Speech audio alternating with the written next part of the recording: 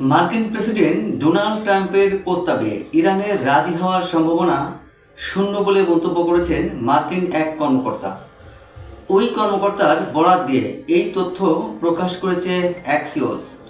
আরেক কর্মকর্তার বরাত দিয়ে অ্যাক্সিওস তাদের প্রতিবেদনে বলেছে, যুক্তরাষ্ট্রের বিশেষ দূত স্টিভ উইটকফ ও জারেড কুশনার ট্রাম্পকে জানান যে ইতিহাস বলছে তেহরানের সঙ্গে একটি ভালো চুক্তিতে পৌঁছানো কঠিন। এর আগে সম্প্রতি ওয়াশিংটন ডিসিতে ইসরায়েলি প্রধানমন্ত্রী বেনিয়ামিন নেতানিয়াহু ও ট্রাম্পকে একই কথা বলেছেন। তিনি ট্রাম্পকে জানান, ইরানের সঙ্গে ভালো একটি চুক্তি সম্পূর্ণ করা অসম্ভব। বেনিয়ামিন দাবি করেন, যদি চুক্তি হয়েও যায় ইরান এই চুক্তি মেনে চলবে না।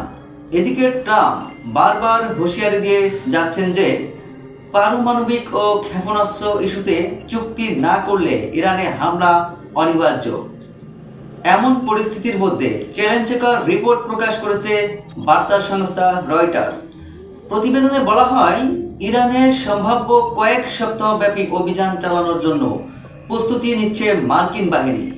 প্রেসিডেন্ট ডোনাল্ড ট্রাম্প হামলার নির্দেশ দেওয়া মাত্রই এমন পরিস্থিতির মধ্যে চ্যালেঞ্জকর রিপোর্ট প্রকাশ করেছে বার্তা সংস্থা রয়টার্স। প্রতিবেদনে বলা হয়েছে, ইরানে সম্ভাব্য কয়েক সপ্তাহব্যাপী অভিযান চালানোর জন্য প্রস্তুতি নিচ্ছে মার্কিন বাহিনী। প্রেসিডেন্ট ডোনাল্ড ট্রাম্প হামলার নির্দেশ দেওয়া মাত্রই মার্কিন বাহিনী অভিযান শুরু করবে। নাম প্রকাশে অনিচ্ছুক দুইজন মার্কিন কর্মকর্তা রয়টার্সকে এ তথ্য জানিয়েছেন।